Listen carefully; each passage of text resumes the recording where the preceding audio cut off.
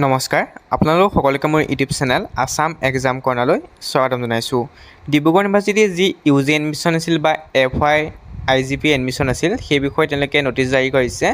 ইয়াত উল্লেখ কৰিছে যে প্ৰথম নটিফিকেশ্যনখন জনাই দিছোঁ 19 আগষ্টৰ দিনা বিয়লি 2:30 বজাত অৰ্থাৎ 2:30 বজাত সকলো ষ্টুডেণ্ট উপস্থিত থাকিব লাগিব যিসকলে ইতিমধ্যে এডমিশ্যন লৈছে, অৰ্থাৎ যিসকলে বৰ্তমান ডিব্ৰুগড় ইউনিভাৰ্চিটি কেম্পাছত পঢ়িবৰ কাৰণে FY IPGPত যিসকলে এডমিশ্যন লৈছে তেওঁলোকে 19 তাৰিখে 2:30 বজাত উপস্থিত থাকিব লাগিব। এইটো সকলোৰে কাৰণে মেণ্ডেটৰী, গতিকে সকলো ষ্টুডেণ্ট 19 তাৰিখে যাব লাগিব।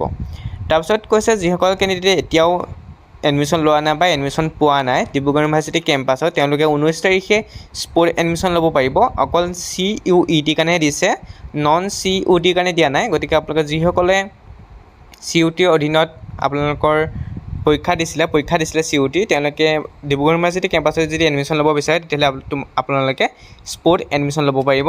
তাৰ কাৰণে যিখিনি ডকুমেণ্ট লাগিব সেইখিনি এড কৰি দিছে, আপোনালোকে পঢ়ি ল'ব, সকলো ডকুমেণ্ট লৈ যাব। মই আগতেও কৈছোঁ কি ডকুমেণ্ট নিব লাগিব, লগতে আপোনালোকে ফিজখিনি লৈ যাব যদি স্পট এডমিশ্যন ল'ব বিচাৰিছে।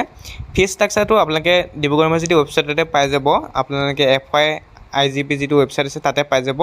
আৰু এণ্টি ৰেগিং নিব লাগিব, সেইখিনি কথা চাই ল'ব। ফিজ ষ্ট্ৰাকচাৰ কিমান সকলো ডিপাৰ্টমেণ্ট ৱাইজ বেলেগ বেলেগ আছে, গতিকে আপোনালোকে পইচাখিনি লৈ যাব।